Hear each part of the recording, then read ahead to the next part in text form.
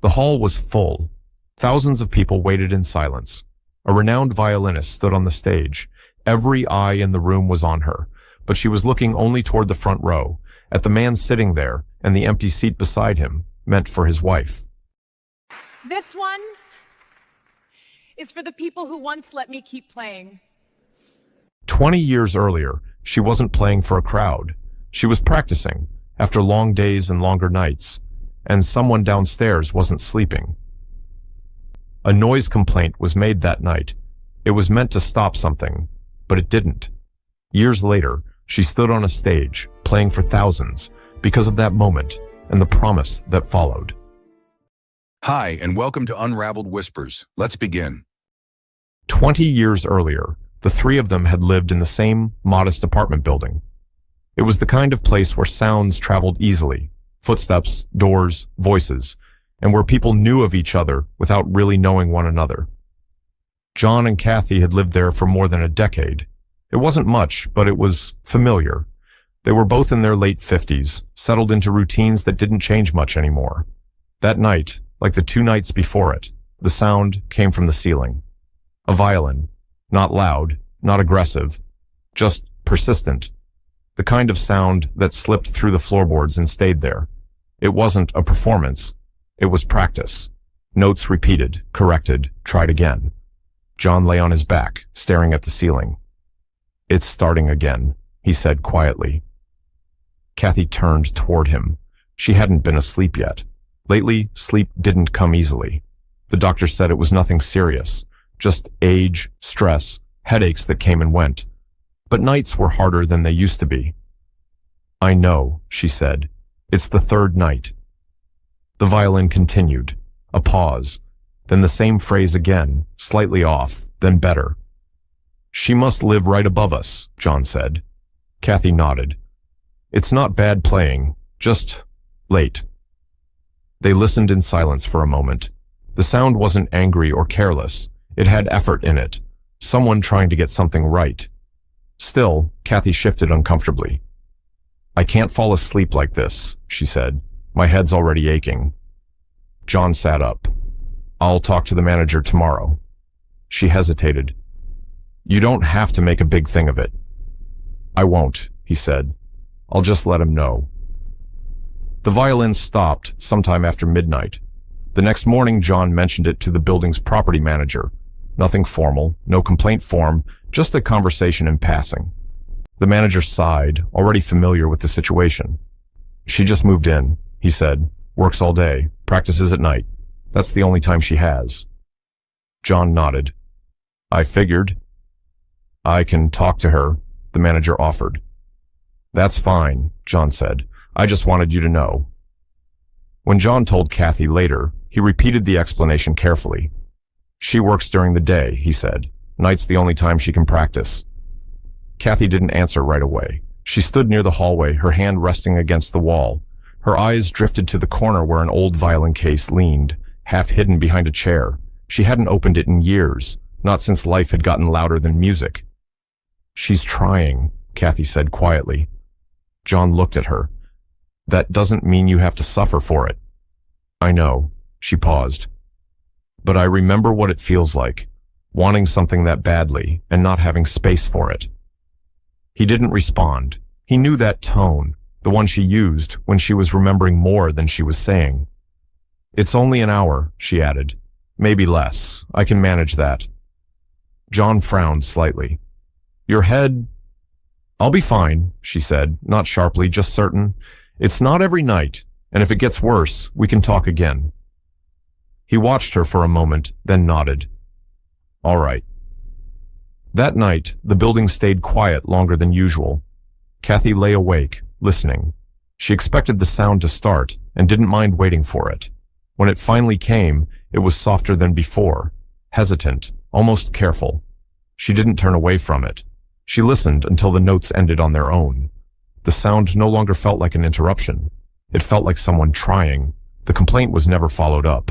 The next morning arrived quietly. John was already awake when the knock came. A young woman stood in the hallway with a violin case tucked against her side.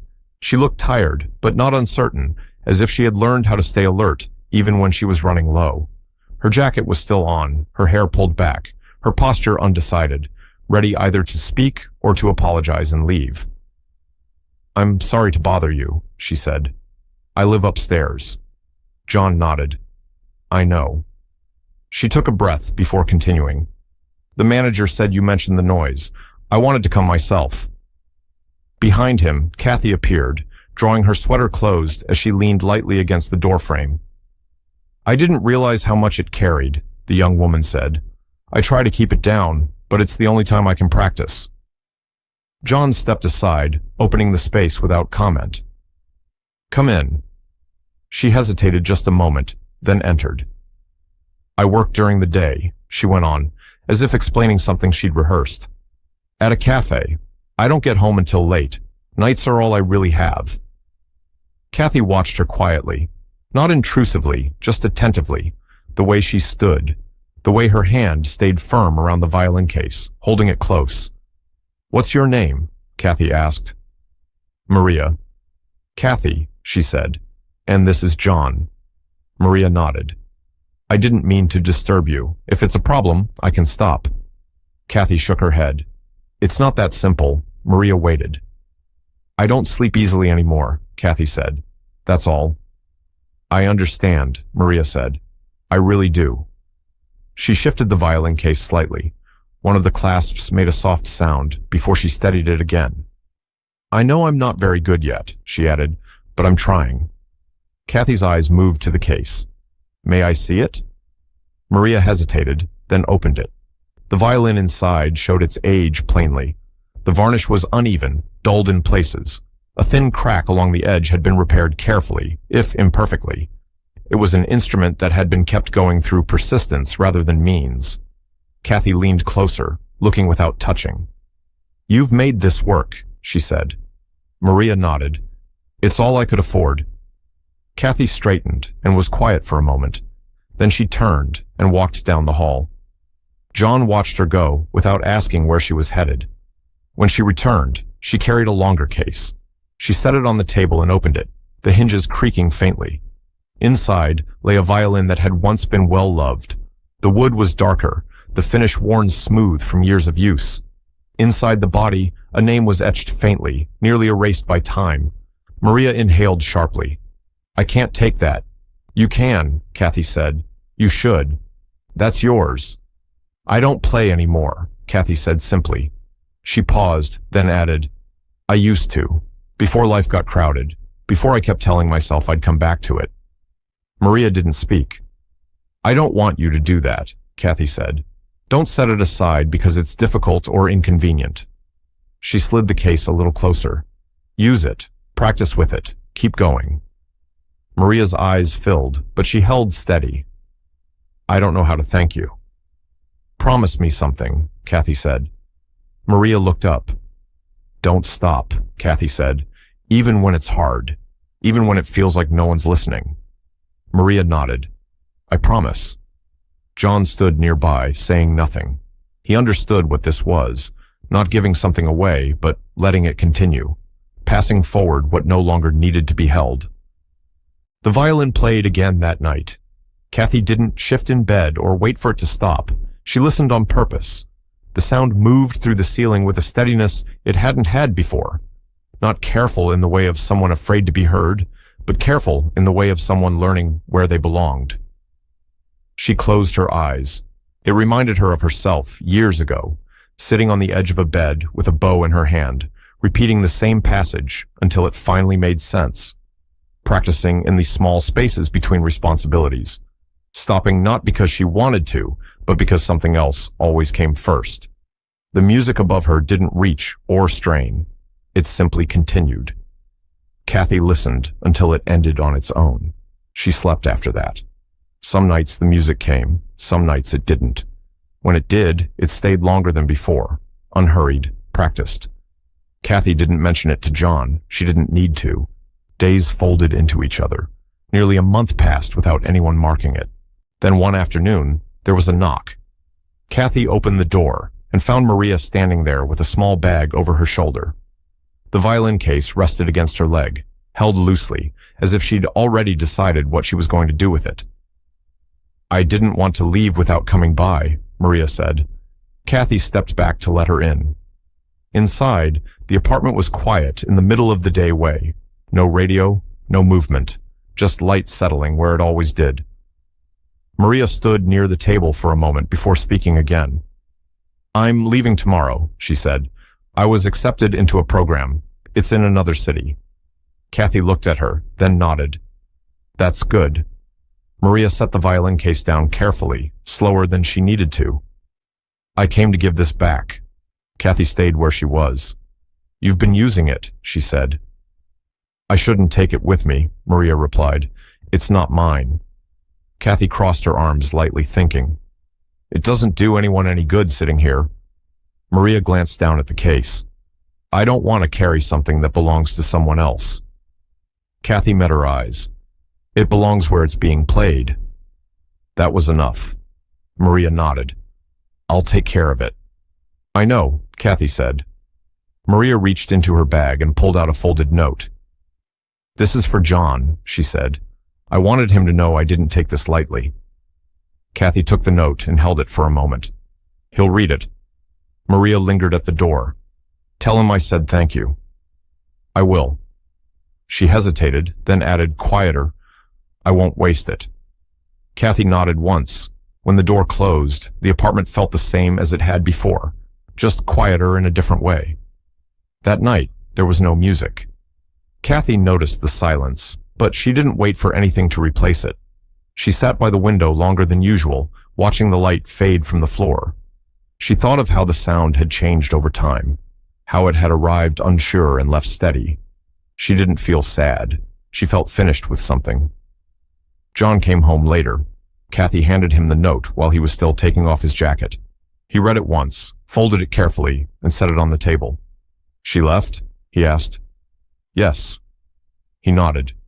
Good. That was all they said, and it was enough. Time moved the way it always does. Slowly, then all at once. Kathy's health faded gently. No sudden moments, just smaller days, shorter walks, longer rests. John stayed close. They spoke less, but understood more. What needed saying had already been said. When she passed, it was peaceful. John remained in the apartment afterward, not because he was holding on, but because leaving felt like another decision he wasn't ready to make. The rooms stayed as they were. Her chair remained by the window. The quiet settled into the walls. Days passed without urgency. He learned the shape of being alone without naming it. The building continued around him, doors opening, footsteps overhead, lives overlapping and moving on. Time kept going. Eventually, the apartment stopped feeling familiar and began to feel borrowed. Not painful, just empty of purpose. John packed slowly. Only what mattered, nothing more. He moved to another town, smaller, quieter, a place where no one knew his history. He found work that filled the hours without demanding much from him. His days became predictable. Mornings came earlier than they used to. Evenings ended sooner. Years folded into each other. By the time he was 67, his routines were set. He lived alone. He didn't remarry. He didn't try to replace what had been lost. Life moved forward without asking him to explain himself. Kathy stayed with him, not as absence, but as memory. Steady, unspoken, present in the way certain things never fully leave. Years went by. Nothing reached him for a long time. Not news, not requests, not reminders. Then, one afternoon, something did.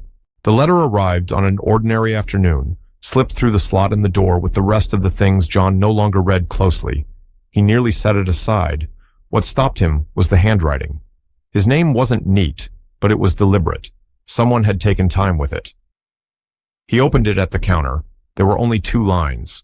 2 seats have been reserved for you in the front row. I hope you will come. No signature. A folded program fell out when he lifted the card. A violin recital. A city 2 hours away. A date soon. He read the name at the top once, then again. It didn't land right away. Time had dulled it, or distance had. He didn't decide that day. The card stayed by the window.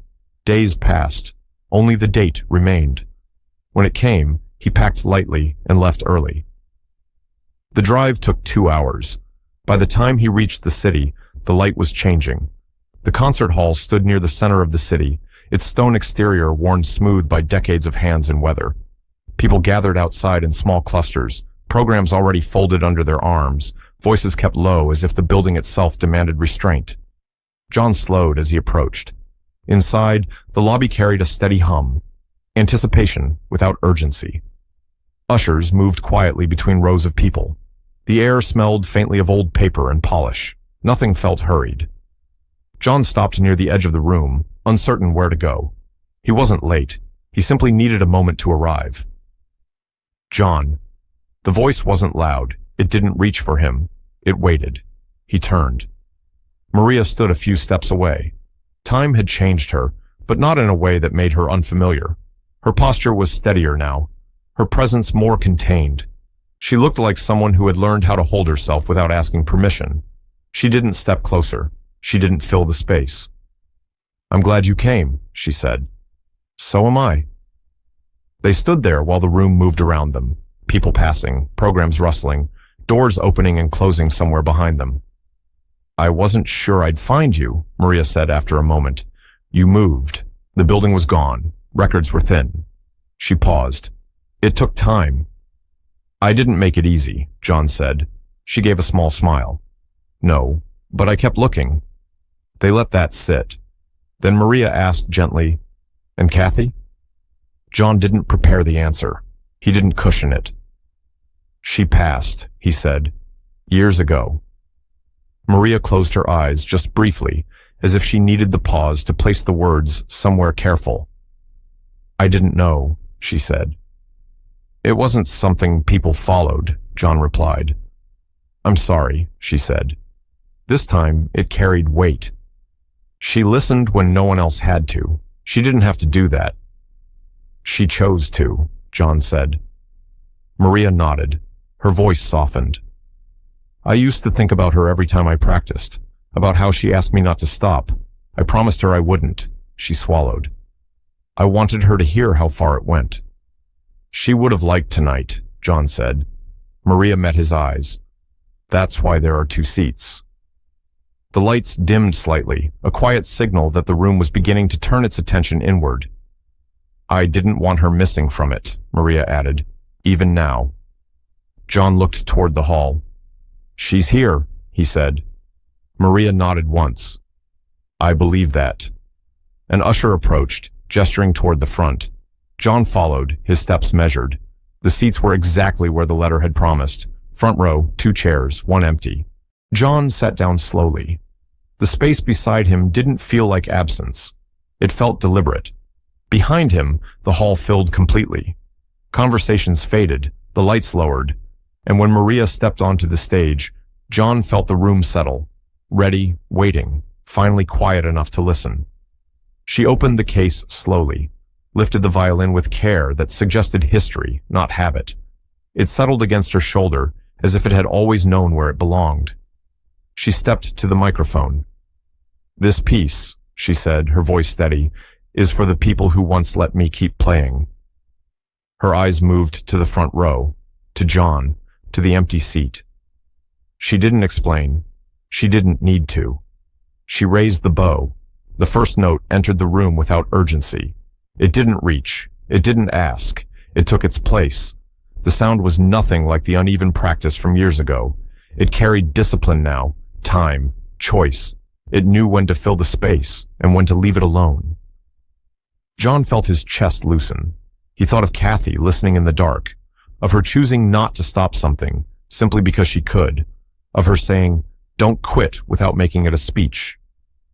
The music moved forward with quiet confidence. It didn't perform for approval. It spoke because it had something to say.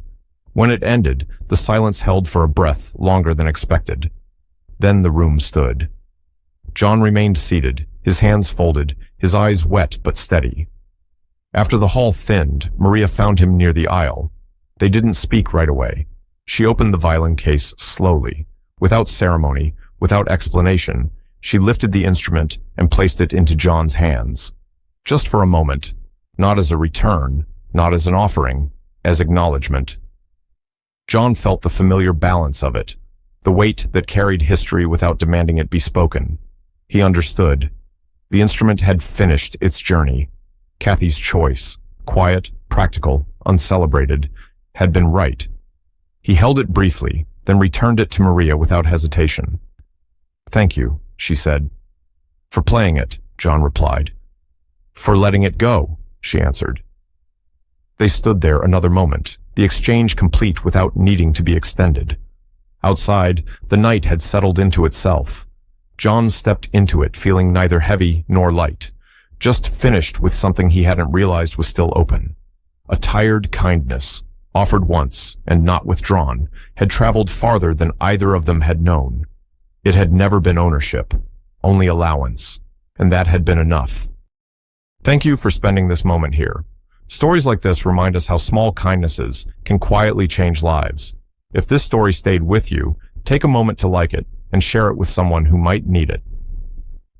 If you enjoy thoughtful, emotional storytelling, consider subscribing. More stories like this are always on the way, and before you go, you'll see a few more stories on your screen. Each one carries a moment worth sitting with. You might find one that stays with you a little longer.